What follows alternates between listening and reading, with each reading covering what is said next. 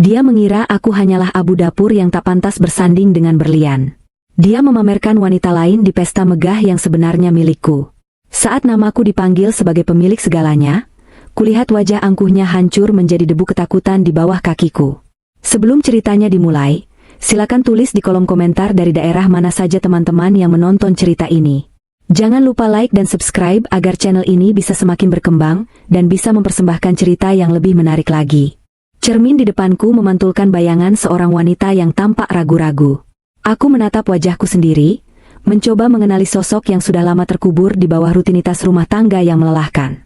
Tanganku yang sedikit gemetar memegang sebuah lipstik berwarna merah marun, satu-satunya barang mewah yang kusimpan di laci meja rias tua ini. Sudah lama sekali aku tidak menyentuhnya. Sejak menikah dengan Mas Rangga 3 tahun lalu, dandananku hanya sebatas bedak bayi dan pelembab bibir seadanya. Mas Rangga selalu bilang dia suka kesederhanaan, dia suka wanita yang natural. Tapi entah kenapa, hari ini hatiku berdebar kencang ingin tampil beda. Hari ini adalah hari istimewa. Bukan ulang tahun pernikahan kami, bukan pula hari ulang tahunku. Tapi hari ini adalah peresmian The Royal Emerald Hotel, sebuah proyek raksasa yang beritanya sudah menggema di seluruh penjuru kota, bahkan negara. Dan suamiku, Mas Rangga, bekerja di sana. Dia bilang dia mendapatkan undangan khusus karena kinerjanya yang bagus. Aku berpikir, mungkin dia akan mengajakku. Mungkin dia ingin memperkenalkanku pada rekan-rekan kerjanya. Jadi, diam-diam aku menyiapkan gaun terbaikku. Gaun ini bukan gaun baru, tapi gaun lama yang kusimpan dengan rapi. Bahannya halus, potongannya elegan, meski modelnya mungkin sudah sedikit ketinggalan zaman bagi mereka yang gila mode. Tapi bagiku, gaun ini adalah sisa kejayaan masa laluku yang kusembunyikan rapat-rapat. Aku memoleskan lipstik itu perlahan. Warna merahnya membuat wajahku yang biasanya pucat, karena lelah menjadi lebih hidup. Aku tersenyum tipis. Cantik, bisikku pada diri sendiri, mencoba membangun kepercayaan diri. Aku membayangkan Mas Rangga masuk ke kamar, melihatku, lalu tersenyum bangga dan mengulurkan tangannya. Suara deru mobil terdengar di halaman depan. Jantungku berpacu lebih cepat. Itu pasti dia. Dia pulang lebih awal untuk bersiap-siap. Aku merapikan rambutku yang kusanggul sederhana, menyemprotkan sedikit parfum yang wanginya tinggal setengah botol. Langkah kaki terdengar berat menaiki tangga. Pintu kamar terbuka kasar. Indira, mana kemeja hitamku yang... Kalimat Mas Rangga terhenti di udara. Dia berdiri di ambang pintu, masih mengenakan kemeja kerjanya yang kusut. Matanya menyapu penampilanku dari ujung kaki hingga ujung kepala. Bukan tatapan kagum yang kudapatkan, melainkan tatapan yang membuat darahku mendadak dingin. Tatapan jijik. Seolah-olah dia baru saja melihat tumpukan sampah yang salah tempat. Dia melangkah masuk, menutup pintu dengan tendangan kakinya. "Ngapain kamu dandan kayak ondel-ondel begitu?" Suaranya tajam, menusuk langsung ke ulu hati. Senyumku lenyap seketika. "Mas, aku pikir, malam ini kan acara peresmian hotel tempatmu bekerja. Aku sudah siapkan baju, siapa tahu kamu mau ajak aku." Tawa Mas Rangga meledak. Tawa yang kering dan meremehkan. Dia berjalan mendekatiku, membuatku refleks memundurkan langkah hingga pinggangku menabrak meja rias. "Diajak? Kamu pikir kamu siapa?" Mas Rangga mendengus kasar. Dia menunjuk wajahku dengan jari telunjuknya yang kasar. "Ngaca, Indira. Ngaca. Itu acara kelas atas. Isinya pejabat, pengusaha, orang-orang penting. Kalau aku bawa kamu, mau ditaruh di mana mukaku? Kamu itu baunya bawang, tanganmu kasar bekas nyuci, gayamu kampungan. Kamu mau bikin aku malu di depan bos-bosku?" Air mataku mulai menggenang, tapi aku menahannya sekuat tenaga. "Tapi Mas, aku istrimu. Wajar kan kalau istri mendampingi suami saat ada acara penting? Istri itu tugasnya di rumah. Ngurus dapur, ngurus kasur." Bentaknya. Tiba-tiba tangannya menyambar tas kosmetik kecil yang ada di atas meja. Dengan gerakan cepat, dia menumpahkan isinya. Bedak taburku berhamburan mengotori lantai, lipstik kesayanganku menggelinding dan patah terinjak sepatu pantofelnya. "Mas," teriakku tertahan. "Ngapain kamu dandan? Hah? Kamu kira kamu diajak? Selesaikan saja kerjaan dapur yang menumpuk." Hardiknya lagi, suaranya menggelegar di kamar yang sempit itu. "Lihat itu piring di wastafel masih penuh. Lantai belum dipel. Baju kotor masih numpuk. Itu tugasmu. Bukan berlenggak-lenggok sok cantik di depan cermin." Dia mencengkeram bahuku, memaksaku menatap matanya yang penuh amarah. Dengar ya, Indira. Malam ini aku akan pergi dengan orang yang lebih pantas. Orang yang bisa menunjang karirku, bukan beban sepertimu.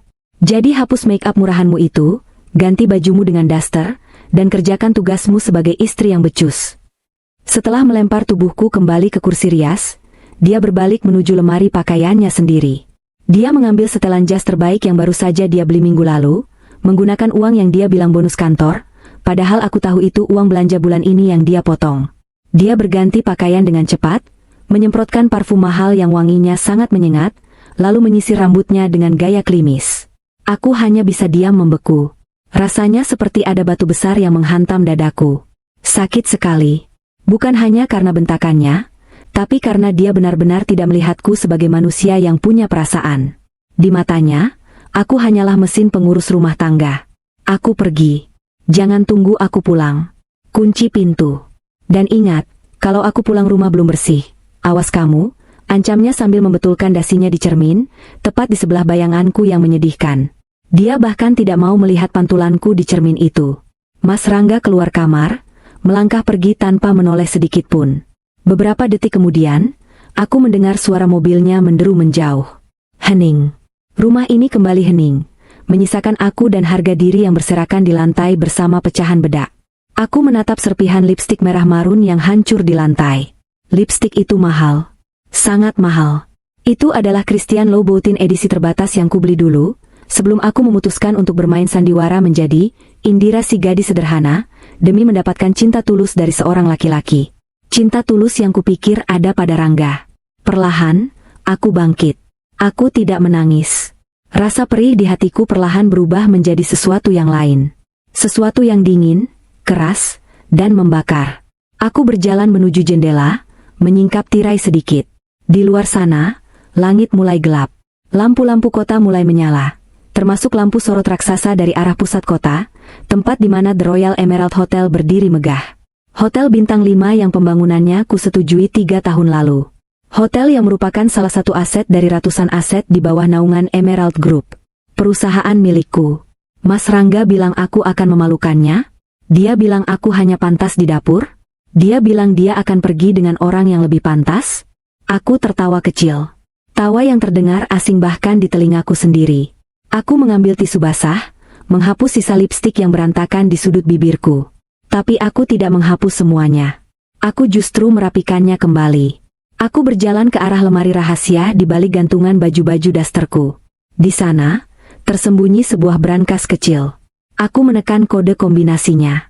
Pintu brankas terbuka, memperlihatkan sebuah ponsel hitam elegan yang sudah 3 tahun tidak kuaktifkan untuk urusan pribadi yang mendesak, dan sebuah kartu akses berwarna emas murni. Aku menyalakan ponsel itu. Dalam hitungan detik, puluhan notifikasi masuk. Aku mengabaikan semuanya dan menekan satu nomor di panggilan cepat. Halo? Suara di seberang sana terdengar kaget, namun penuh hormat. Ibu Indira? Apakah ini benar Ibu? Satria, jawabku datar. Suaraku tidak lagi bergetar seperti saat dimarahi Rangga tadi. Suaraku kini tegas, penuh otoritas, suara seorang pemimpin yang biasa memerintah ribuan karyawan. Ya, Bu, ya Tuhan, akhirnya Ibu menghubungi saya. Ada apa, Bu? Apakah ada masalah darurat? Tanya Satria, asisten pribadiku yang setia menjaga kerahasiaan identitas asliku selama ini. Kamu di mana? Saya sudah di lokasi peresmian, Bu. Mewakili Ibu seperti biasa. Semua direksi sudah hadir. Bagus, kataku sambil menatap pantulan diriku di cermin. Dengarkan saya baik-baik, Satria. Siapkan helikopter sekarang juga. Jemput saya di titik penjemputan biasa, di lapangan golf belakang kompleks perumahan ini. 10 menit. Hening sejenak di seberang sana. Baik, Bu. Tapi, Ibu akan datang ke peresmian? Ya, saya akan datang. Dan Satria? Ya, Bu. Siapkan gaun haute couture warna hitam yang minggu lalu dikirim dari Milan. Bawa serta tim makeup artis terbaikmu ke dalam helikopter. Aku tidak punya banyak waktu. Siap laksanakan, Bu Presdir. Aku mematikan telepon. Aku menatap kamar tidur yang sempit dan pengap ini.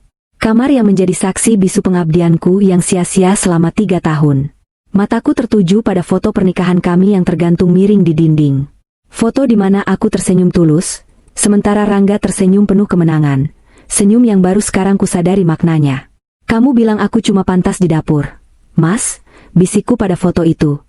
Malam ini, aku akan tunjukkan siapa sebenarnya yang memiliki dapur, hotel, dan seluruh panggung yang kau pijak. Nikmatilah 15 menit terakhirmu sebagai orang yang merasa penting, Rangga. Karena setelah itu, aku akan memulangkanmu ke tempat asalmu, ke dalam lumpur. Aku melangkah keluar kamar, meninggalkan kekacauan yang dibuat suamiku. Aku tidak akan membereskannya. Tidak akan pernah lagi. Helikopter yang membawaku melaju membelah langit malam Jakarta. Di bawah sana, kemacetan mengular seperti sungai cahaya merah, tapi di atas sini, semuanya gelap dan tenang. Di dalam kabin VIP helikopter ini, 2 orang penata rias bekerja dengan cekatan di wajah dan rambutku. Sementara Satria duduk di hadapanku dengan tablet di tangan, wajahnya tegang namun penuh antisipasi. Sambil membiarkan wajahku dipulas dengan produk-produk terbaik yang harganya bisa membeli harga diri suamiku 10 kali lipat, pikiranku melayang mundur. Kembali ke masa 3 tahun yang lalu. Masa di mana kebodohan terbesar dalam hidupku bermula. Aku adalah Indira Larasati, putri tunggal dari pendiri Emerald Group. Sejak lahir, aku hidup dalam sangkar emas. Semua orang yang mendekatiku selalu punya motif. Uang, koneksi, kekuasaan. Mantan kekasihku yang terakhir bahkan ketahuan mencoba menjual rahasia perusahaan ayahku demi melunasi utang judinya. Sejak saat itu, aku muak. Aku muak dengan kemewahan yang membawa kepalsuan. Ketika ayah meninggal dan mewariskan seluruh kerajaan bisnisnya padaku, aku merasa sangat kesepian. Di puncak itu dingin. Aku merindukan kehangatan yang nyata. Maka, aku membuat keputusan gila. Aku menyamar. Aku menggunakan nama panggilan masa kecilku, menyewa sebuah rumah kontrakan sederhana, dan bekerja sebagai staf administrasi biasa di sebuah perusahaan kecil, perusahaan yang ironisnya sebenarnya adalah anak perusahaan cucu dari Emerald Group juga, tapi tak ada yang tahu. Di sanalah aku bertemu Rangga. Dia bukan pria paling tampan, bukan pula yang paling pintar. Tapi saat itu, dia terlihat tulus. Dia adalah karyawan baru yang rajin. Dia sering membawakanku bekal makan siang, membantuku mengangkat tumpukan kertas, dan mendengarkan keluh kesahku tentang hidup yang susah. Aku jatuh cinta pada kesederhanaannya. Aku pikir, inilah pria yang mencintaiku apa adanya, bukan karena aku pemilik gedung pencakar langit. Saat dia melamarku dengan cincin emas seberat 2 gram, aku menangis bahagia. Aku menerima lamarannya tanpa ragu. Aku memutuskan untuk menyimpan rahasia identitasku sampai waktu yang tepat. Aku ingin membangun rumah tangga dari nol bersamanya. Aku ingin merasakan perjuangan bersama. Betapa naifnya aku. 1 tahun pertama pernikahan, semuanya terasa manis meski serba pas-pasan. Aku berhenti bekerja, kantoran, atas permintaannya, dan fokus menjadi ibu rumah tangga. Tapi perlahan, topeng Rangga mulai retak. "Dek, aku butuh uang 50 juta, katanya suatu malam, setahun yang lalu. Wajahnya tampak kusut. Ada peluang investasi bagus dari teman kantorku. Ini demi masa depan kita. Biar kita nggak ngontrak terus, biar bisa beli rumah." Aku yang saat itu memegang tabungan rahasia, yang kuakui sebagai warisan kecil dari orang tua kampungku, memberikannya tanpa banyak tanya. Aku ingin mendukung suamiku. "Ini uang terakhir yang aku punya ya, Mas. Gunakan baik-baik," kataku saat itu, berbohong padahal saldo di rekening utamaku masih triliunan. Tapi investasi itu tidak pernah membuahkan hasil. Rangga bilang dia tertipu. Aku memaafkannya. Lalu bulan depannya, dia minta uang lagi. Alasannya untuk menyuap, agar bisa naik jabatan. Aku mulai curiga, tapi aku masih memberinya sedikit demi sedikit, berharap itu benar-benar untuk karirnya. Puncak kecurigaanku meledak seminggu yang lalu. Saat itu aku sedang membersihkan jas kerjanya yang dia lempar sembarangan di sofa. Sebuah struk pembayaran jatuh dari saku dalamnya. Aku memungutnya. Itu adalah struk pembelian perhiasan. Sebuah kalung emas putih dengan liontin berlian. Harganya 25 juta rupiah. Tanggal pembeliannya, 3 hari yang lalu. Jantungku berhenti berdetak sesaat. 25 juta? Padahal seminggu lalu dia bilang dia tidak punya uang untuk membayar listrik sampai aku harus menjual anting-anting pernikahanku, yang palsu sebenarnya, tapi dia tidak tahu. Rasa penasaran membawaku menelusuri lebih jauh. Saat Rangga mandi, aku membuka ponselnya. Dia lupa, Aku tahu pola kuncinya karena pernah melihatnya sekilas. Dan di sanalah, di aplikasi pesan hijau itu, aku menemukan neraka. Ada satu kontak bernama My Future. Foto profilnya adalah seorang wanita muda, cantik, modis, dan yang membuat dadaku sesak, sedang memakai kalung yang sama persis dengan yang ada di struk itu. Chat mereka begitu menjijikkan. "Mas, kapan kamu ceraikan si babu itu?" tulis wanita itu. "Sabar sayang, aku lagi morotin sisa-sisa warisan orang tuanya dulu. Dia bodoh banget, gampang dikibulin. Lagian dia rajin beres-beres rumah, lumayan kan aku nggak perlu bayar pembantu," balas Rangga. Air mataku menetes membaca pesan itu. Si babu? Dia menyebut istrinya sendiri babu?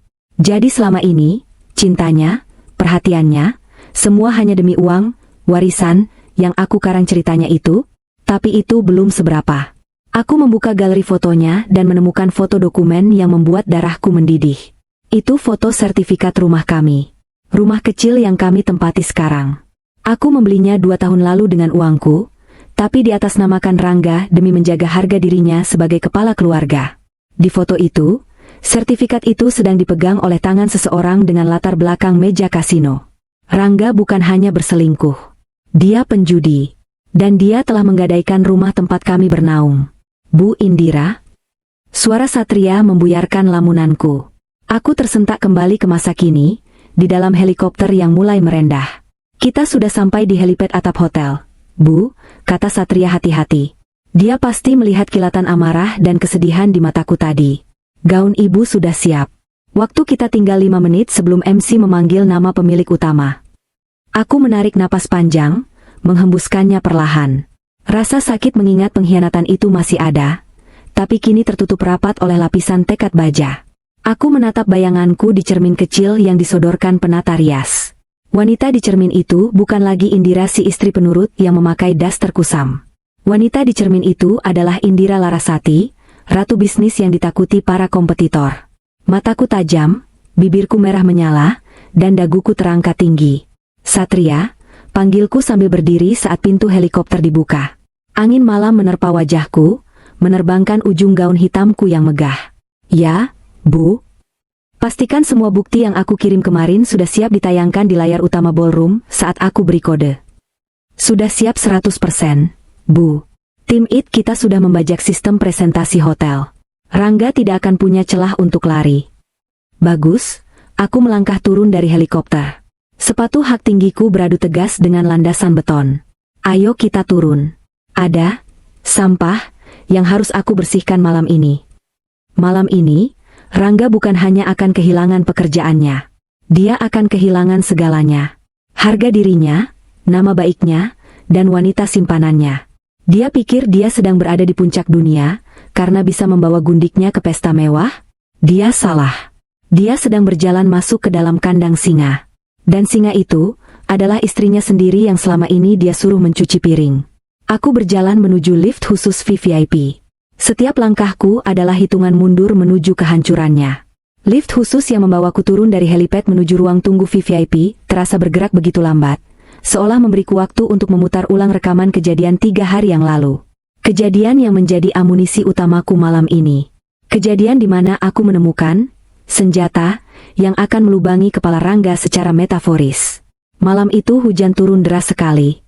Rangga belum pulang, katanya lembur persiapan grand opening hotel. Dulu, aku akan percaya begitu saja. Aku akan membuatkan teh hangat dan menunggu di sofa sampai ketiduran. Tapi malam itu berbeda. Kecurigaanku soal perselingkuhan sudah terbukti, tapi aku butuh lebih dari sekadar bukti zina untuk menghancurkannya. Aku butuh sesuatu yang bisa mematikannya secara profesional. Aku ingin dia tidak hanya kehilangan istri, tapi juga kehilangan masa depan. Jam dinding menunjukkan pukul 1 dini hari ketika Rangga pulang dengan wajah lelah yang dibuat-buat. Dia langsung masuk kamar mandi, meninggalkan tas kerjanya tergeletak sembarangan di meja makan. Kebiasaan ceroboh yang dulu kubereskan dengan sabar, kini menjadi celah fatalku. Dengan jantung berdebar, aku membuka tas kerjanya. Di sana ada laptop perusahaan dan beberapa map dokumen. Aku tahu password laptopnya, tanggal lahir ibunya, wanita yang sama-sama narsisnya dengan dia. Layar menyala. Aku tidak mencari chat atau foto wanita lagi. Itu sudah cukup kusebarkan ke pengacara perceraian nanti. Aku mencari sesuatu yang berkaitan dengan Emerald Group. Aku ingin tahu bagaimana bisa suamiku yang kemampuannya pas-pasan ini bisa mendapatkan posisi manajer logistik di hotel bintang 5 milikku. Proses rekrutmen di perusahaanku terkenal sangat ketat dan berlapis. Aku membuka folder bernama Pribadi. Di sana, terselip sebuah file PDF hasil pindaian. Judulnya, Surat Rekomendasi Direksi. Mataku membelalak saat membukanya. Itu adalah surat rekomendasi yang menyatakan bahwa Rangga memiliki pengalaman manajerial 5 tahun dengan prestasi gemilang, ditandatangani oleh Pak Handoko, mantan Direktur Operasional Emerald Group. Tanganku gemetar menahan amarah. Pak Handoko sudah kupecat 6 bulan lalu karena kasus korupsi. Tanda tangannya di surat ini tertanggal 2 bulan yang lalu, saat dia sudah tidak menjabat. Ini jelas pemalsuan. Rangga, atau siapapun yang membantunya, telah memalsukan dokumen vital untuk meloloskannya masuk ke perusahaan. Ini bukan sekadar pelanggaran etik, ini tindak pidana pemalsuan dokumen. Dasar bodoh, desisku pelan. Kamu memalsukan tanda tangan orang yang sudah ditendang keluar. Tapi itu belum seberapa. Aku terus menggali. Naluri bisnisku mengatakan ada yang tidak beres dengan gaya hidup Rangga belakangan ini. Gaji manajer baru, meski di hotel mewah, tidak akan cukup untuk membiayai gaya hidup Bella. Si pelakor yang kulihat di media sosialnya sering pamer tas branded dan makan di restoran mahal. Uang dari mana? Uang tabunganku yang dia kuras sudah habis bulan lalu. Aku membuka laporan keuangan mingguan yang sepertinya sedang dia kerjakan di Excel. Mataku yang terbiasa meneliti laporan keuangan bernilai triliunan rupiah, dengan cepat menangkap kejanggalan di kolom pengadaan vendor catering. Di sana tertulis pembayaran untuk vendor CV Segar Alami sebesar 150 juta rupiah untuk penyediaan buah-buahan impor di acara peresmian. Angka itu tidak masuk akal. Sebagai pemilik, aku tahu standar harga vendor kami. Harga pasar untuk item tersebut paling mahal hanya 50 juta. Ada markup atau penggelembungan dana sebesar 100 juta rupiah. Aku segera memotret layar laptop itu dengan ponsel rahasiaku. Lalu, aku melakukan pengecekan silang. Aku mengirim pesan pada Satria detik itu juga, meski jam sudah menunjukkan pukul 2 pagi. Satria, cek vendor bernama CV Segar Alami. Cek siapa pemiliknya dan kemana aliran dananya. 5 menit kemudian, Satria membalas. Dia memang asisten yang tak pernah tidur. Ibu, CV itu fiktif. Alamatnya ruko kosong di pinggiran Bekasi. Rekening penerimanya atas nama samaran, tapi terafiliasi dengan nomor ponsel yang terdaftar atas nama Rangga Pratama. Darahku mendidih sampai ke ubun-ubun. Jadi begini caranya? Suamiku, orang yang setiap hari memberiku uang belanja 100.000 rupiah dan memarahiku kalau kurang asin, ternyata maling di rumahku sendiri. Dia mencuri uang perusahaanku, uang istrinya, dengan cara membuat vendor palsu. Dan teka-teki terakhir terjawab saat aku mencocokkan tanggal pencairan dana vendor fiktif itu, dengan tanggal di struk pembelian kalung berlian yang kutemukan di saku jasnya kemarin. Tanggalnya sama persis. Dana 100 juta cair pagi hari. Siangnya, dia membeli kalung seharga 25 juta dan mentransfer sisanya ke rekening pribadi Bella. Aku menutup laptop itu perlahan, mengatur napas agar tidak berteriak. Malam itu, di meja makan yang dingin dengan taplak meja yang sudah pudar warnanya, aku menemukan senjata mematikan itu. Rangga bukan hanya suami yang berkhianat. Dia adalah tikus kantor. Dia adalah kriminal. Jika perselingkuhan hanya akan membuatnya malu secara sosial, maka penggelapan dana dan pemalsuan dokumen akan mengirimnya ke balik jeruji besi. Aku menatap pintu kamar mandi yang masih tertutup. Terdengar suara Rangga bersenandung lagu cinta, mungkin membayangkan wajah Bella. Bernyanyilah selagi bisa, Mas, gumamku malam itu, mencengkeram tepi meja hingga buku jariku memutih. Karena sebentar lagi, kamu akan bernyanyi di ruang interogasi polisi. Lamunanku di dalam lift buyar saat pintu baja itu berdenting halus dan terbuka. Cahaya lampu lorong VVIP menyambutku. Aku melangkah keluar dengan senyum miring. Senjata itu sudah ada di tanganku. Bukti transfer, surat palsu, dan aliran dana, semuanya sudah tersimpan rapi di server yang dikendalikan Satria. Malam ini, aku tidak butuh pistol untuk membunuh karakter seseorang. Aku hanya butuh proyektor dan file PowerPoint. Rangga berpikir dia pintar karena bisa menipu sistem HRD. Dia tidak tahu bahwa sistem itu milik istrinya. Dia berpikir dia hebat, karena bisa mencuri uang perusahaan untuk memanjakan gundiknya. Dia tidak sadar bahwa dia sedang mencopet dompet pemilik rumah, saat pemiliknya sedang pura-pura tidur. Aku meraba clutch mahalku. Di dalamnya ada ponsel yang terhubung langsung ke tim keamanan. Langkahku semakin mantap. 3 hari yang lalu aku menangis dalam diam karena merasa dikhianati.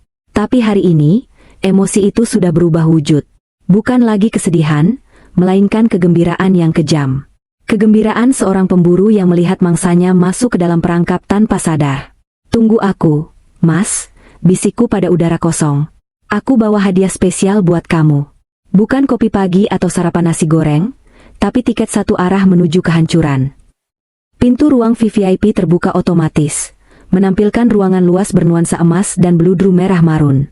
Satria sudah berdiri di sana, di depan dinding yang dipenuhi layar monitor CCTV. Wajahnya serius, tapi matanya berbinar saat melihatku masuk. Aku tahu, dia pun sudah lama menantikan momen ini. Dia sudah terlalu lama melihat bosnya dihina oleh laki-laki yang kualitasnya jauh di bawah standar. Selamat malam, Bu Presdir, sapa Satria sambil membungkuk hormat. Anda terlihat menakjubkan. Seperti malaikat pencabut nyawa yang sangat fashionable. Aku terkekeh kecil, meletakkan clutchku di meja marmer. Simpan pujianmu, Satria. Bagaimana situasi di lapangan? Sesuai prediksi Ibu. Tikus-tikus itu sudah masuk perangkap. Satria menunjuk ke layar monitor terbesar di tengah. Hatiku mencelos, namun segera tergantikan oleh rasa panas yang menjalar di dada saat melihat visual di layar itu. Kamera CCTV lobi utama menangkap kedatangan mereka. Di sana, di atas karpet merah yang seharusnya hanya diinjak oleh tamu kehormatan, Rangga berjalan dengan dagu diangkat tinggi-tinggi. Dia mengenakan tuxedo sewaan yang sedikit kepanjangan di bagian lengan, tapi gayanya seolah dia yang memiliki gedung ini. Di lengannya, bergelayut manja si Bella. Wanita itu memakai gaun merah menyala yang terlalu terbuka dan penuh payet murahan, sangat kontras dengan elegansi tamu-tamu lain. Tapi yang membuat rahangku mengeras adalah kalung di lehernya. Kalung yang dibeli dengan uang perusahaanku. Kalung yang dibeli dari hasil keringatku yang dicuri suamiku. Dan di belakang mereka, berjalan dengan langkah tertati namun angkuh karena memakai sepatu hak yang terlalu tinggi, adalah Ibu Lestari, mertuaku. Dia memakai kebaya yang terlalu heboh, emas renteng memenuhi pergelangan tangannya, emas yang kuyakin dia beli dengan uang yang sering diminta Rangga padaku dengan alasan, ibu sakit keras butuh obat. Nyalakan audionya, perintahku dingin. Satria menekan tombol di konsol. Suara dari lobi terdengar jelas di ruangan VVIP itu. Aduh, Rangga, ibu bangga sekali sama kamu. Le, suara cempreng ibu mertua terdengar. Lihat hotel ini, megah sekali. Kamu benar-benar orang penting di sini ya. Beda sama istrimu yang di rumah itu, bisanya cuma ngabisin beras.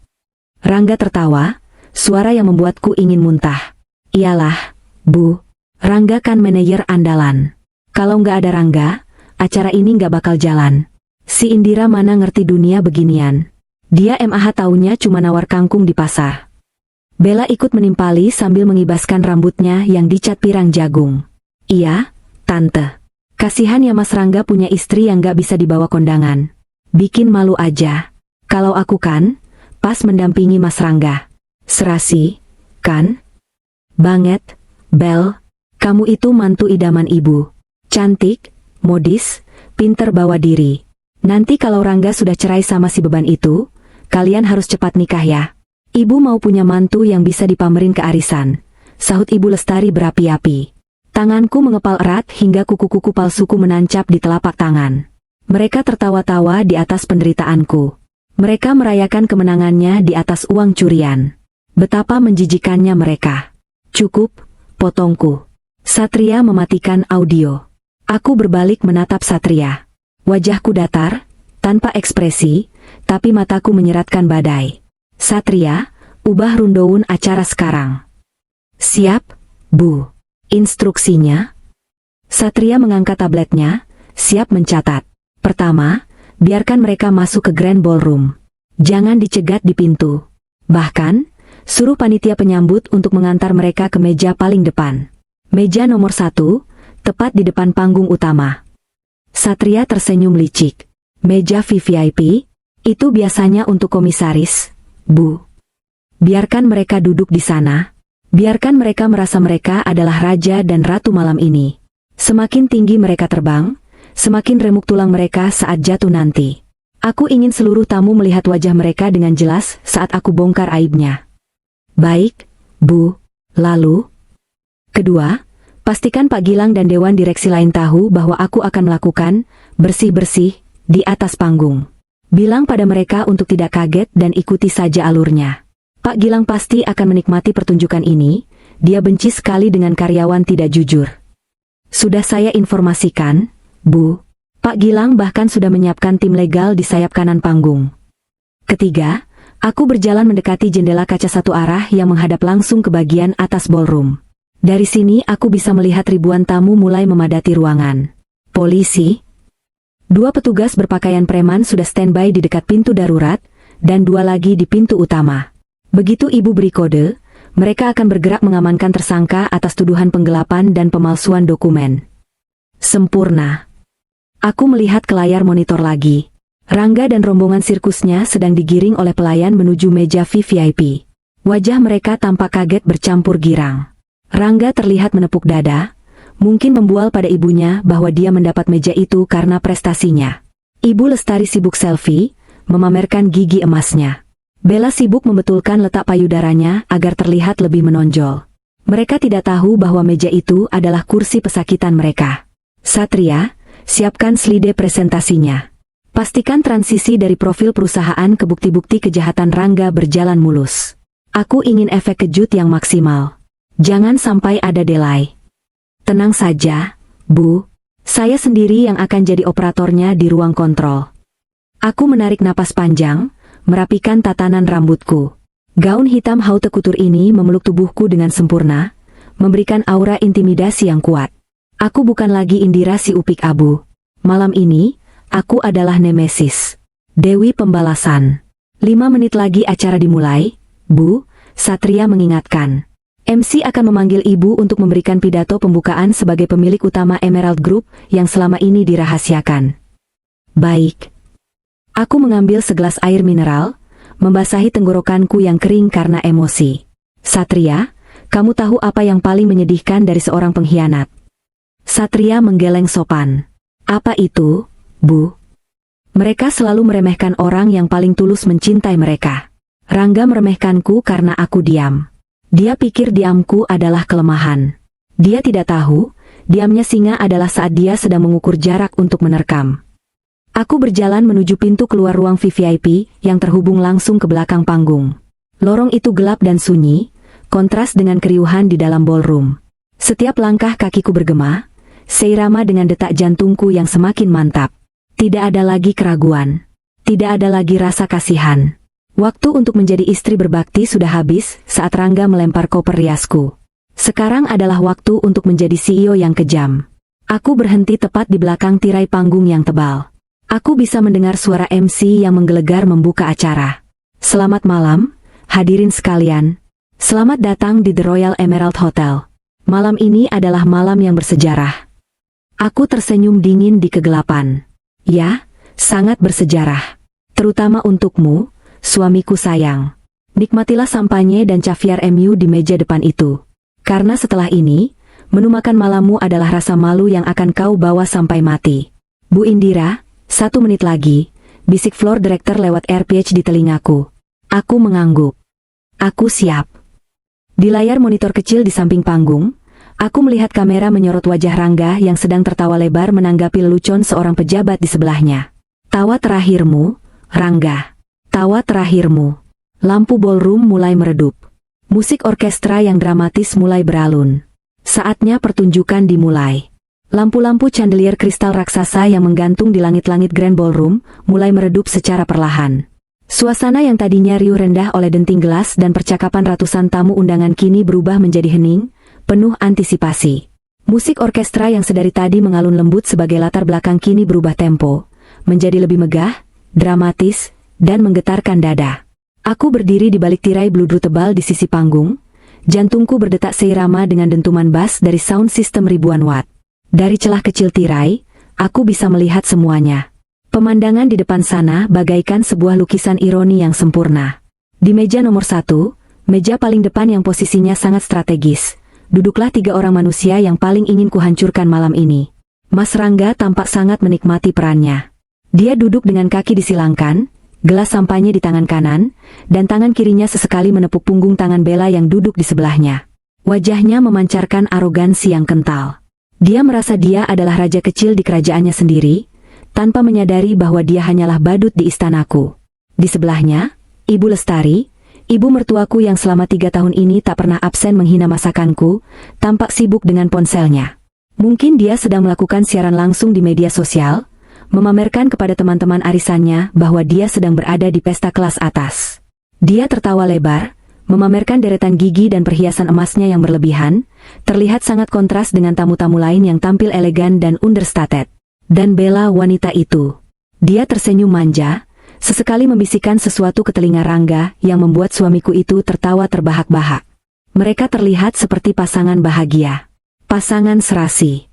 Pasangan yang dibangun di atas penderitaan orang lain.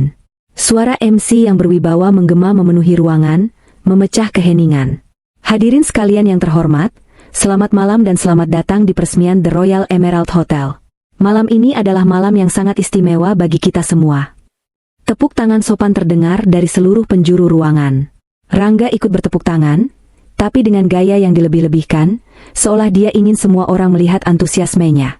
Tanpa menunggu lebih lama lagi, lanjut MC, suaranya sedikit meninggi, membangun ketegangan. Mari kita sambut sosok yang selama ini menjadi misteri. Sosok visioner di balik berdirinya Emerald Group dan seluruh jaringan bisnisnya. Pemilik tunggal yang selama ini memimpin dari balik layar. Aku melihat Rangga mencondongkan tubuhnya ke arah Bella. Karena aku menggunakan AirPage yang terhubung dengan mikrofon tersembunyi di meja VVIP. Terima kasih kepada tim keamanan Satria yang cekatan. Aku bisa mendengar bisikan Rangga dengan jelas, sejelas dia berbisik di telingaku.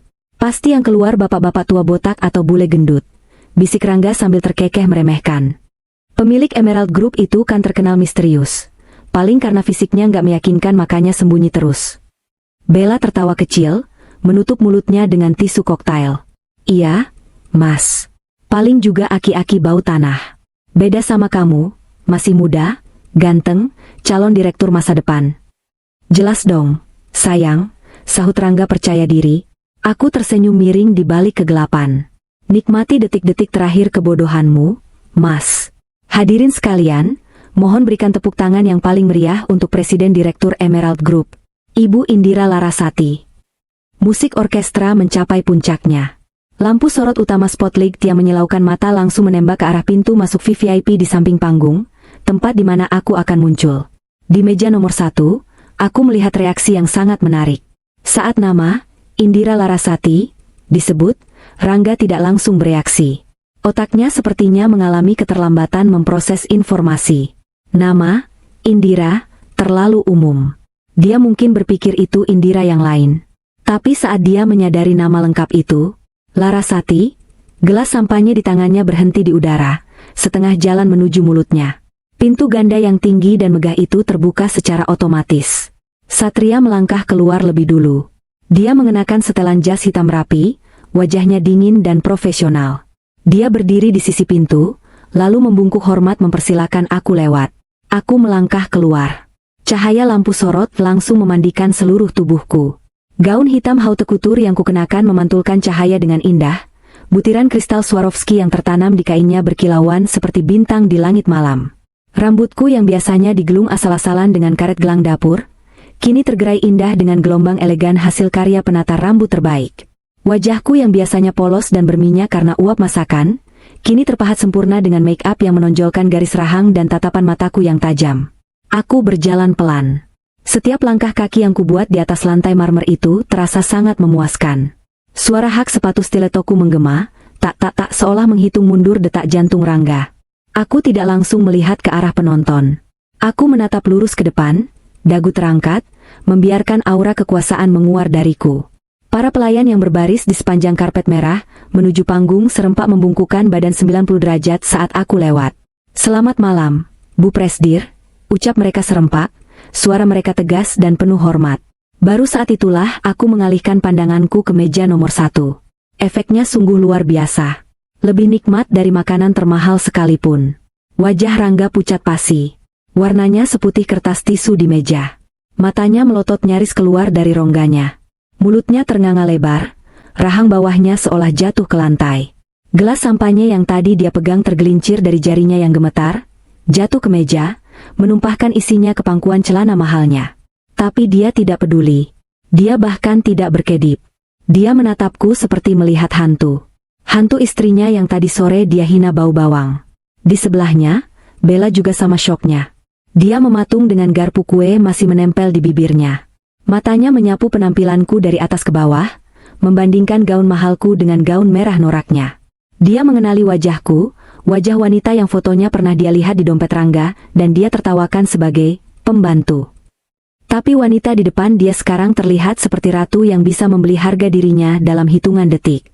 Ibu Lestari, dia yang paling dramatis. Ponselnya terlepas dari genggamannya, jatuh ke lantai dengan suara gedebuk. Dia memegang dadanya, napasnya tersengal-sengal seolah pasokan oksigen di ruangan itu tiba-tiba habis disedot oleh kehadiranku. Dia menatapku dengan tatapan tidak percaya, tatapan yang menyeratkan pertanyaan. Bagaimana mungkin? Bagaimana mungkin menantuku yang miskin itu ada di sana? Aku terus berjalan, melewati meja mereka dengan jarak hanya beberapa meter. Aku sengaja memperlambat langkahku tepat di depan mereka. Aku menoleh sedikit, memberikan tatapan dingin yang langsung menusuk ke manik mata Rangga. Sudut bibirku terangkat sedikit, membentuk senyum sinis yang sangat tipis. Malam, Mas, bisikku tanpa suara, hanya gerak bibir. Rangga tersentak mundur di kursinya sampai kursi itu berdecit keras. Dira, suaranya tercekat, terdengar seperti cicit tikus yang terinjak. Mustahil. Bisikan-bisikan mulai terdengar di antara para tamu. Itu Bu Indira? Cantik sekali ya. Muda sekali ternyata pemilik Emerald Group. Aura pemimpinnya kuat sekali. Pujian-pujian itu berdengung di telingaku, tapi aku tidak peduli pada mereka. Fokusku hanya satu, menghancurkan mental laki-laki yang kini sedang gemetar ketakutan di kursi VVIP itu. Aku menaiki tangga panggung dengan anggun. Satria sudah menunggu di podium, menyerahkan mikrofon padaku. Aku menerimanya, merasakan berat benda itu di tanganku. Ini bukan sekadar mikrofon. Ini adalah palu hakim. Dari atas panggung, aku bisa melihat seluruh ruangan dengan jelas. Dan yang paling jelas terlihat adalah meja nomor 1. Rangga tampak kacau. Dia berusaha menyeka tumpahan sampahnya di celananya dengan gerakan panik. Matanya liar mencari jalan keluar, tapi dia sadar dia tidak bisa lari. Semua mata tertuju ke panggung, dan dia duduk tepat di depan panggung. Jika dia lari sekarang, dia akan menarik perhatian semua orang. Dia terjebak. Terjebak dalam sorotan lampu yang terang benderang, dipaksa menatap istrinya yang kini berdiri di puncak dunia. Aku mengetuk mikrofon pelan. Tes. Suara ketukan itu menggema ke seluruh ruangan, membungkam sisa-sisa bisikan. Selamat malam, para hadirin yang terhormat. Sapaku. Suaraku tenang, berat, dan berwibawa. Sangat berbeda dengan suara lirih istri yang biasanya meminta uang belanja tambahan. Terima kasih telah hadir di acara peresmian hotel kebanggaan kami ini. Aku memberi jeda sejenak, membiarkan mataku terkunci lagi dengan mata Rangga. Dia menelan ludah dengan susah payah. Keringat dingin mulai bercucuran di pelipisnya, melunturkan bedak tipis yang dia pakai. Banyak yang bertanya, kenapa selama ini saya menyembunyikan identitas saya? Lanjutku, mulai masuk ke skenario penyerangan. Alasannya sederhana. Saya ingin melihat kejujuran. Saya ingin melihat siapa yang benar-benar bekerja dengan hati, dan siapa yang hanya bekerja dengan topeng. Tubuh Rangga menegang. Dia tahu arah pembicaraan ini. Dia menggelengkan kepalanya pelan, mulutnya komat kamit menggumamkan kata, "Jangan, tolong jangan." Tapi permohonan bisu itu tidak akan sampai padaku. Hatiku sudah beku sejak dia melempar koper riasku tadi sore. Sayangnya, suaraku merendah, menjadi lebih tajam dan dingin. Dalam proses penyamaran saya menemukan banyak hal menjijikan. Saya menemukan hama, tikus, parasit yang menggerogoti perusahaan ini dari dalam. Suasana ruangan menjadi tegang. Para tamu saling pandang, bingung dengan perubahan nada pidatoku yang tiba-tiba menjadi agresif. Dan malam ini, aku mengangkat tanganku, memberi kode pada operator di ruang kontrol. Saya akan membersihkan sampah itu di depan Anda semua. Karena bagi saya, integritas adalah segalanya. Layar raksasa di belakangku yang tadinya menampilkan logo emas Emerald Group berkedip sekali, lalu berubah menjadi hitam pekat. Serangan psikologis sudah selesai. Rangga sudah hancur secara mental. Dia ketakutan, bingung, dan panik. Tapi itu belum cukup. Sekarang saatnya menghancurkan hidupnya secara fakta. Saatnya serangan gelombang kedua. Layar LED raksasa berukuran 10x 5 meter di belakangku menyala kembali dengan cahaya putih menyilaukan. Bukan lagi logo perusahaan yang elegan, melainkan sebuah tampilan slide presentasi dengan judul besar berwarna merah darah, Audit Internal Pelanggaran Berat. Desahan kaget terdengar serempak dari ratusan tamu undangan. Mereka adalah pebisnis, investor, dan pejabat. Mereka tahu arti presentasi semacam ini di tengah acara peresmian. Ini adalah eksekusi publik. Aku menatap lurus ke arah Rangga. Wajahnya kini bukan lagi pucat, tapi abu-abu. Tangannya mencengkeram taplak meja sekuat tenaga, hingga urat-uratnya menonjol. Bella di sebelahnya mulai gelisah, matanya melirik ke kiri dan ke kanan, mencari celah untuk kabur, tapi dua petugas keamanan bertubuh kekar sudah berdiri diam-diam di ujung lorong meja mereka. Mari kita mulai dengan sebuah dongeng, kataku sinis melalui mikrofon. Dongeng tentang seorang karyawan yang merasa dirinya pangeran, padahal masuk istana dengan cara mencuri kunci. Aku menekan tombol di kliker presentasi. Slide pertama muncul. Itu adalah pindaian surat rekomendasi kerja Rangga yang kutemukan di laptopnya.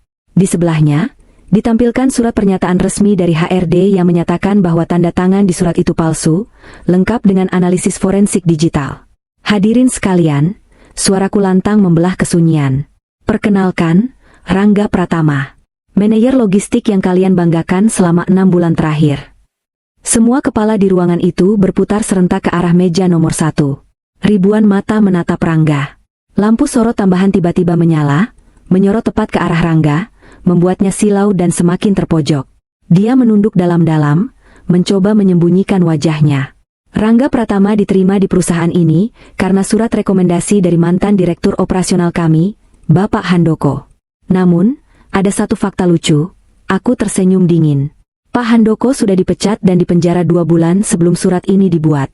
Jadi, Mas Rangga, arwah siapa yang menandatangani suratmu ini? Tawa kecil bernada ejekan mulai terdengar dari beberapa tamu. Pak Gilang, investor utamaku yang duduk di meja VIP seberang, menggelengkan kepala dengan wajah jijik. Pemalsuan dokumen adalah tindak pidana, Mas Rangga. Pasal 263 KUHP. Ancaman hukumannya 6 tahun penjara, jelasku seperti dosen yang sedang mengajar mahasiswa bodoh.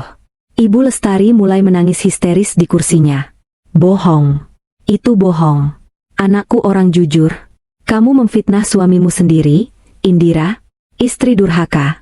Teriaknya, suaranya melengking memecah ketegangan. Aku menatap mertuaku dengan tatapan iba yang dibuat-buat. Ibu, simpan air mata ibu. Pertunjukan baru saja dimulai. Jangan habiskan tisu ibu sekarang. Aku menekan tombol kliker lagi. Slide kedua. Judulnya, Penggelapan Dana Vendor. Di layar terpampang jelas tabel perbandingan harga. Harga pasar buah-buahan impor versus harga dari CV Segar Alami. Selisihnya 100 juta rupiah. Di sampingnya, terpampang bukti transfer dari rekening CV bodong itu ke rekening pribadi Rangga. 150 juta rupiah untuk buah-buahan, tanyaku retoris. Apakah apel yang kita makan malam ini ditanam di bulan?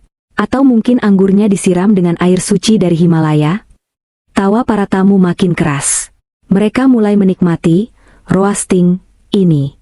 Mereka mulai sadar bahwa Rangga adalah penipu amatir yang mencoba bermain di liga profesional. Faktanya, lanjutku, nada suaraku menjadi lebih keras dan penuh amarah. 100 juta rupiah dari uang perusahaan, uang saya, masuk ke kantong pribadi saudara Rangga. Dan tahukah kalian untuk apa uang itu digunakan? Rangga mengangkat kepalanya. Matanya merah, basah oleh air mata ketakutan. Dia menggelengkan kepala, memohon tanpa suara. Jangan, kumohon jangan yang itu. Aku tidak peduli. Aku menekan tombol lagi. Slide ketiga. Dan ini yang paling menghancurkan secara personal. Di layar muncul foto close-up struk pembelian kalung berlian seharga 25 juta rupiah. Tanggalnya sama persis dengan tanggal masuknya uang korupsi. Dan di sebelah struk itu, terpampang foto dari Instagram Bella, sebuah foto selfie di mana dia memamerkan kalung itu dengan caption, hadiah dari calon suamiku tercinta. Bye-bye istri tua. Ruangan itu meledak. Suara kaget, jijik, dan cemoohan bercampur jadi satu. Ya, hadirin sekalian, kataku sambil menunjuk Bella yang kini wajahnya merah pada menahan malu. Dia menutupi lehernya dengan tangan, berusaha menyembunyikan kalung bukti kejahatan itu. Uang perusahaan digunakan untuk membeli kalung bagi wanita simpanan. Wanita yang dengan bangga duduk di kursi VVIP malam ini, memakai barang bukti kejahatan di lehernya. Aku turun dari podium, berjalan perlahan mendekati meja mereka dengan mikrofon di tangan. Langkahku tenang tapi mematikan. "Mbak Bella," sapaku ramah tapi menusuk. "Cantik sekali kalungnya. Sayang sekali, itu dibeli dengan uang hasil curian. Dan menurut hukum, barang yang dibeli dari hasil tindak pidana akan disita sebagai barang bukti." Bella gemetar hebat. Dia mencoba berdiri untuk lari, tapi kakinya lemas. Dia kembali terduduk, menangis terseduh-seduh. "Aku nggak tahu, sumpah aku nggak tahu kalau itu uang curian. Mas Rangga bilang dia kaya." "Dia kaya?" Aku tertawa renyah. "Dia itu miskin, Mbak. Rumah yang dia tinggali, punya saya. Mobil yang dia pakai jemput Mbak, punya saya. Bahkan jas yang dia pakai sekarang, itu dibeli pakai uang belanja dapur yang dia sunat dari saya." Aku beralih menatap Rangga yang kini sudah hancur lebur. Dia menelungkupkan wajahnya di meja, bahunya berguncang. "Rangga," panggilku. Suaraku tidak lagi menggunakan pengeras suara, tapi cukup keras untuk didengar orang-orang di sekitar. "Tadi sore kamu bilang, ngapain aku dandan? Kamu bilang aku cuma pantas di dapur menyelesaikan cucian piring yang menumpuk." Aku membungkuk sedikit, mendekatkan wajahku ke telinganya. "Sekarang lihat sekelilingmu. Lihat ratusan orang yang menatapmu dengan jijik. Lihat karirmu yang hancur. Lihat ibumu yang pingsan karena malu. Lihat gundikmu yang ketakutan." Aku kembali menegakkan tubuh, menatapnya dengan pandangan seorang ratu yang baru saja menjatuhkan hukuman mati. "Kamu benar, Mas. Ada banyak sampah yang menumpuk yang harus diselesaikan. Tapi bukan sampah di dapur." Aku menunjuk wajahnya. "Sampahnya ada di sini. Di kursi VVIP ini." Aku berbalik, kembali menghadap ke arah penonton dan Pak Gilang. "Pak Gilang," kataku tegas. "Sebagai pemilik mayoritas, saya mengajukan mosi tidak percaya pada saudara Rangga Pratama. Saya memecatnya secara tidak hormat detik ini juga, dan saya akan membawa kasus ini ke ranah hukum." Pak Gilang berdiri, bertepuk tangan pelan namun tegas. "Saya setuju sepenuhnya, Bu Indira. Bersihkan perusahaan ini." Dan seketika itu juga, tepuk tangan membahana. Bukan tepuk tangan perayaan, tapi tepuk tangan persetujuan atas keadilan yang ditegakkan. Aku melihat dua polisi berpakaian preman mulai bergerak maju dari sudut ruangan, borgol besi berkilau di tangan mereka. Rangga mengangkat wajahnya, menatapku dengan pandangan kosong. Dia tahu hidupnya sudah tamat. Dia tidak hanya kehilangan pekerjaan. Dia kehilangan nama baik, kebebasan, dan dia baru sadar bahwa dia telah membuang berlian demi memungut kerikil. "Selamat menikmati sisa malam ini di sel tahanan, suamiku," bisikku sambil mematikan mikrofon. "Serangan faktual telah selesai. Kebohongannya telah telanjang di depan dunia. Sekarang, tinggal satu babak terakhir. Penghakiman publik dan pengusiran yang sesungguhnya." Suasana di dalam Grand Ballroom itu kini terasa begitu mencekam, seolah oksigen di udara telah berganti menjadi timah panas yang menekan dada siapa saja yang bernapas. Musik orkestra yang tadinya megah telah berhenti total, menyisakan keheningan yang hanya diisi oleh suara dengungan mesin pendingin ruangan dan isak tangis tertahan dari meja nomor 1. Dua orang petugas kepolisian berpakaian preman yang sedari tadi berdiri di bayang-bayang kini, melangkah maju menembus kerumunan tamu. Langkah mereka tegap, tatapan mereka terkunci pada satu target, Rangga Pratama. Bunyi sepatu bot mereka di atas lantai marmer terdengar, seperti detak jam kematian bagi karir suamiku. Rangga, yang menyadari kehadiran aparat penegak hukum, tiba-tiba kehilangan sisa-sisa harga dirinya. Dia tidak lagi duduk di kursinya. Dia merosot, jatuh berlutut di lantai karpet tebal itu. Wajahnya yang tadi penuh kesombongan saat menghina dandananku, kini basah oleh air mata dan ingus. Dia menengadah menatapku yang masih berdiri di podium, tatapan yang memelas, tatapan seorang pengecut yang tertangkap basah. "Indira, sayang." "Dira, tolong Mas." Suaranya parau, pecah oleh ketakutan. Dia merangkak, mencoba mendekati pinggir panggung tempatku berdiri. "Ini salah paham, Dira. Mas bisa jelaskan." "Jangan begini, Dek.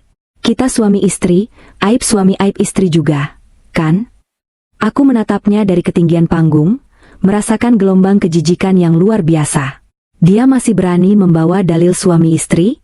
Di saat dia baru saja mempermalukanku dan memamerkan wanita lain sebagai istrinya? Aib?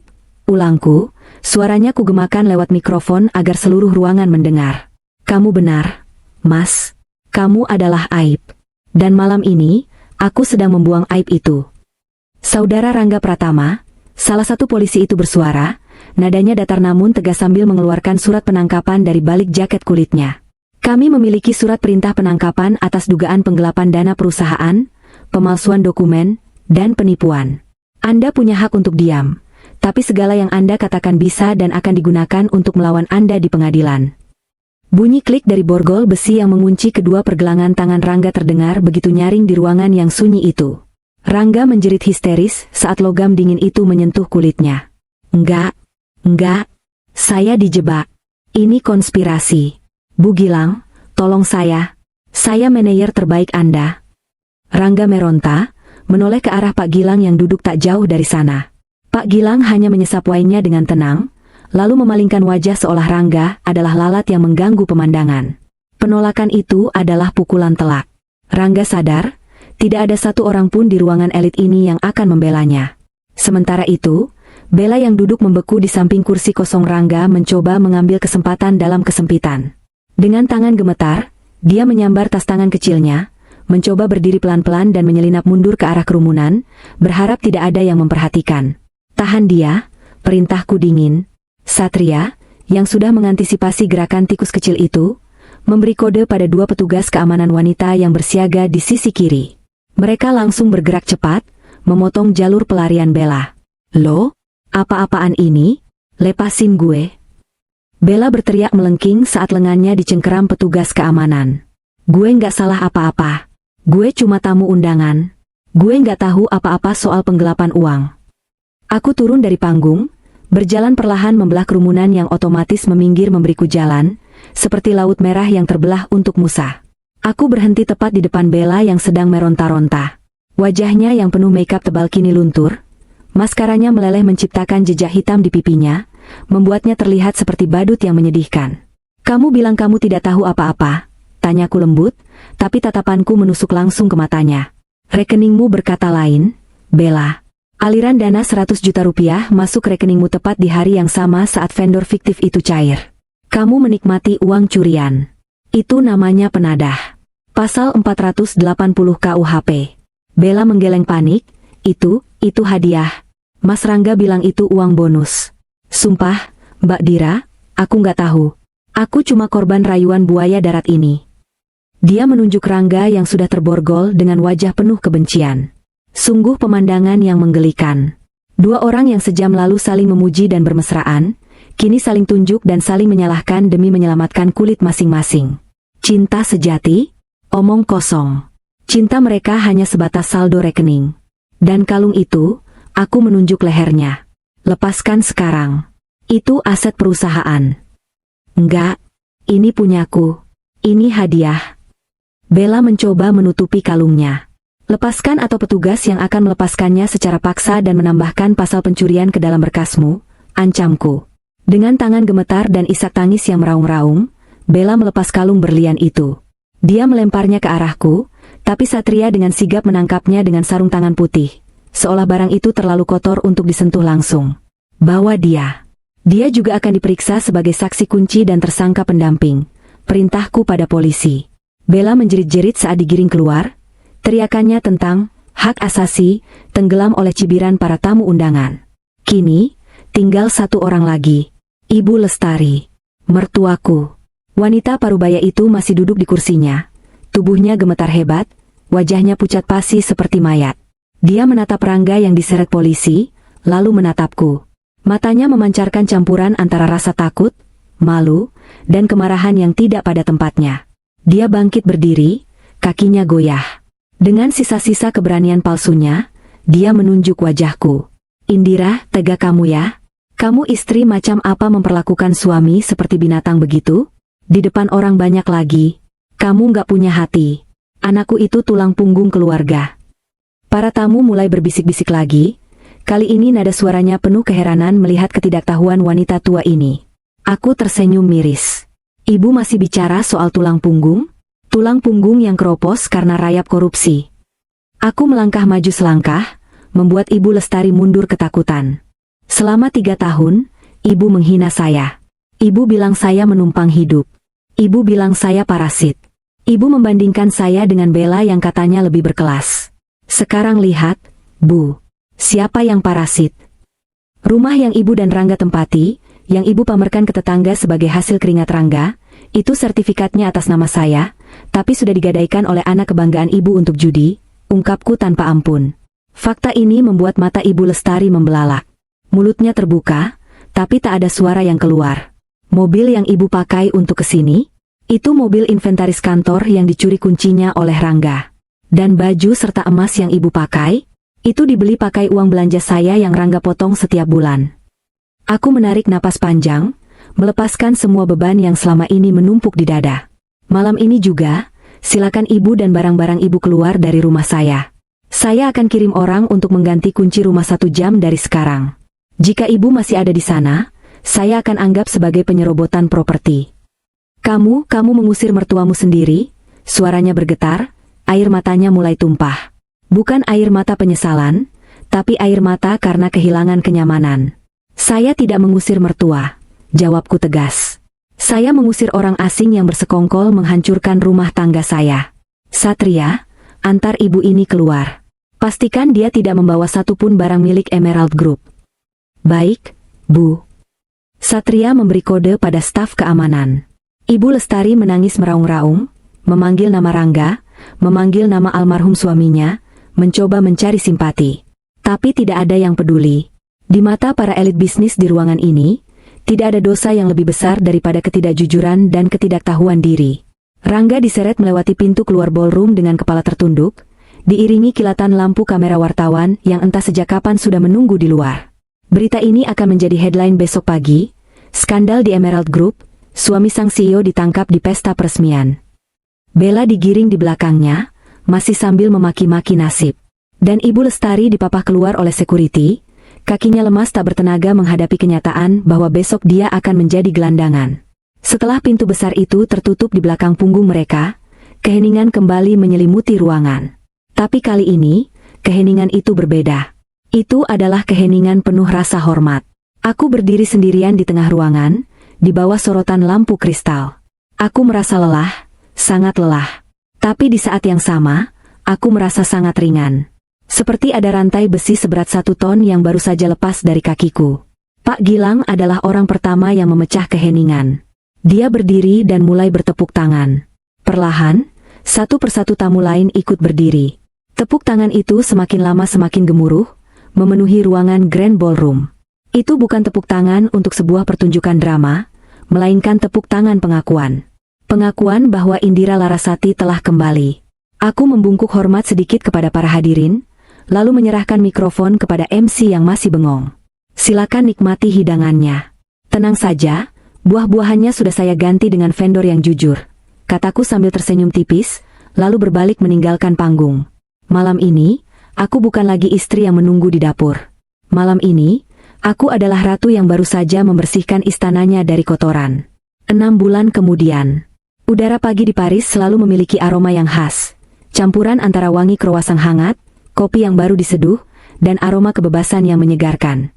Aku berdiri di balkon apartemen penthouse milikku, yang menghadap langsung ke Menara Eiffel. Angin musim gugur menerpa wajahku pelan, memainkan ujung blus sutra putih yang kukenakan. Di tanganku ada secangkir Earl Grey tea hangat. Aku menyesapnya perlahan, menikmati rasa pahit dan manis yang berpadu sempurna, persis seperti hidupku sekarang. 6 bulan telah berlalu sejak malam peresmian yang menggemparkan itu. 6 bulan yang terasa sangat cepat karena kesibukan yang menyenangkan. Setelah membersihkan duri dalam daging di perusahaan, saham Emerald Group justru melonjak naik. Publik dan investor menyukai ketegasanku. Mereka melihatku sebagai sosok pemimpin yang berintegritas dan tak pandang bulu. Bisnisku berkembang pesat, merambah ke pasar Eropa, itulah sebabnya aku berada di sini sekarang. Selamat pagi, Bu Indira, suara Satria terdengar dari arah ruang tengah. Dia masuk membawa sebuah tablet dan beberapa berkas fisik. Pagi, Satria. Jangan panggil, Bu. Kalau kita sedang di luar kantor, rasanya tua sekali. Candaku tanpa menoleh, masih menikmati pemandangan kota. Kebiasaan, Mbak, jawabnya sambil tersenyum. Dia meletakkan berkas di meja kaca di balkon. Jadwal meeting dengan brand fashion lokal jam 10 nanti. Lalu makan siang dengan investor dari Jerman. Tapi sebelum itu ada oleh-oleh dari Jakarta yang mungkin Mbak ingin lihat. Aku menoleh, mengangkat alis. Kabar dari pengacara? Laporan bulanan mengenai trio sirkus. Itu, Mbak. Sesuai permintaan Mbak untuk memantau mereka sampai vonis dijatuhkan. Aku meletakkan cangkir tehku. Jujur saja, aku sudah tidak terlalu peduli pada mereka. Mereka hanyalah masa lalu yang buram. Tapi, ada rasa penasaran kecil tentang bagaimana karma bekerja. Bacakan poin pentingnya saja, Satria. Satria membuka tabletnya dan mulai membacakan dengan nada datar, namun ada kepuasan tersirat di sana. Pertama, Rangga Pratama. Vonis hakim sudah turun minggu lalu. Dia dijatuhi hukuman 6 tahun penjara atas pasal berlapis, penggelapan dalam jabatan, pemalsuan dokumen, dan penipuan. Karena tidak bisa membayar denda dan ganti rugi ke perusahaan, aset pribadinya yang tersisa, hanya 1 motor butut, sudah disita. Bagaimana keadaannya di dalam? Tanyaku sambil duduk di kursi rotan yang nyaman. Menyedihkan, Mbak. Menurut info dari sipir, Rangga sering jadi bulan-bulanan narapidana lain, karena sifatnya yang masih sok bos di awal masuk sel. Dia sekarang ditempatkan di bagian kebersihan, tugasnya membersihkan toilet blok narapidana kasus narkoba yang Mbak tahu sendiri joroknya seperti apa. Dia kurus kering, rambutnya botak karena kutu, dan sering menangis minta dibawakan makanan enak, tapi tidak ada yang pernah menjenguknya. Aku mengangguk pelan. Ironis sekali. Dulu dia menyuruhku menyelesaikan pekerjaan dapur dan cucian piring, karena dianggap pekerjaan rendahan. Sekarang, dia menghabiskan sisa masa mudanya menyikat kotoran orang lain. Karma memang punya selera humor yang gelap. Lanjut. Bella divonis 1 tahun penjara sebagai penadah. Tapi yang lebih parah sanksi sosialnya, Mbak. Foto penangkapannya viral. Akun media sosialnya diserbu netizen, sampai dia harus tutup akun. Orang tuanya di kampung malu dan menolak mengakuinya sebagai anak. Kabar terakhir, dia sering histeris di sel tahanan wanita karena tidak tahan tanpa skincare dan AC. Wajahnya jerawatan parah karena stres dan air penjara yang kotor. Gadis yang memuja kecantikan di atas segalanya, kini kehilangan kecantikannya. Adil. Dan Ibu Lestari. Satria menghela napas panjang. Ini yang paling tragis, Mbak. Setelah diusir dari rumah itu, dia sempat luntang-lantung menumpang di rumah kerabat jauh, tapi diusir juga karena sifatnya yang suka mengatur dan sombong. Sekarang dia tinggal di sebuah petak kontrakan sempit di daerah pinggiran yang sering banjir. Untuk makan sehari-hari, dia terpaksa berjualan gorengan di depan gang. Jualan gorengan? Aku sedikit terkejut. Wanita yang dulu selalu memamerkan gelang emasnya dan menghina bau bawang di tubuhku, kini menggoreng pisang demi 1.000-2.000 rupiah? Iya, Mbak. Dan tetangga-tetangganya tahu siapa dia karena berita viral itu. Jadi tidak ada yang mau berteman dengannya. Dia hidup sendirian, sakit-sakitan, dan sering terdengar meracau memanggil nama Rangga. Aku terdiam sejenak, menatap langit Paris yang biru cerah. Tidak ada rasa kasihan, tapi juga tidak ada lagi rasa benci. Yang ada hanya perasaan kosong yang lega. Mereka telah menuai apa yang mereka tanam. Mereka menanam kesombongan dan pengkhianatan, maka mereka memanen kehancuran dan kesepian. Sudah cukup, Satria. Tutup laporannya. Jangan bahas mereka lagi. Mereka sudah ada di tempat yang semestinya, kataku sambil berdiri, merapikan blazer kau. Baik, Mbak. Oh ya, mobil jemputan sudah siap di bawah. Aku berjalan masuk ke dalam apartemen, mengambil tas kerjaku. Sebelum keluar pintu, aku sempat melihat pantulan diriku di cermin besar di lorong.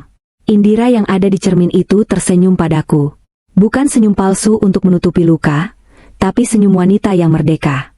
Wanita yang memiliki kendali penuh atas hidupnya. Aku teringat kata-kata Rangga dulu, kamu kira kamu diajak. Aku tertawa kecil. Benar, Mas. Aku tidak diajak ke duniamu yang sempit dan penuh kepalsuan itu. Karena aku sedang sibuk membangun duniaku sendiri. Dunia di mana kejujuran dihargai, dan pengkhianat tidak punya tempat untuk bersembunyi. Aku melangkah keluar pintu, siap menaklukkan hari ini. Pekerjaan menumpuk sudah menanti, tapi kali ini, itu adalah pekerjaan yang kucintai, bukan pekerjaan dapur yang dipaksakan. Aku adalah Indira Larasati. Dan ceritaku baru saja dimulai.